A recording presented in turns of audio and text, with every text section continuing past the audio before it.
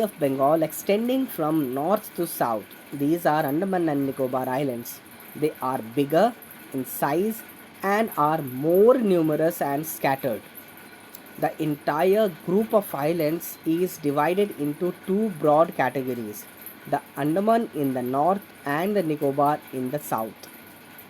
It is believed that these islands are an elevated portion of submarine mountains.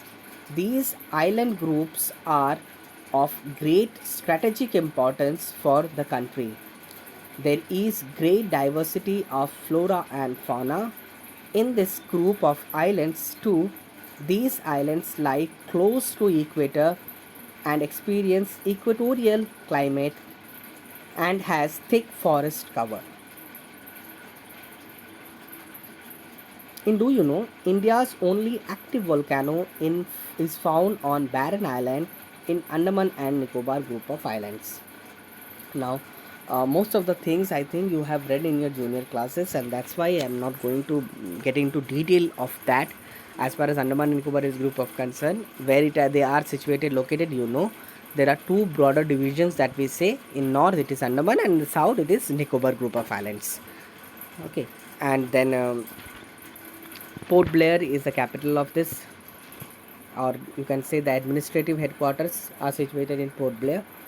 Then a very great diversity of flora and fauna is found in this group of island, and this island is close to equator. As because it is close to equator, that's why it experiences equatorial type of climate.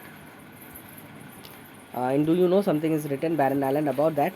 Okay, now a detailed account of the different physiographic units highlights the unique features of each region.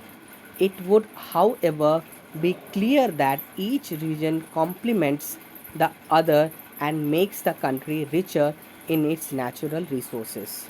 The mountains are the major sources of water and forest wealth. The northern plains are the granaries of the country. They provide the base for early civilization. The plateau is the storehouse of minerals which has played a crucial role in the industrialization of the country. The coastal region and island groups provide sites for fishing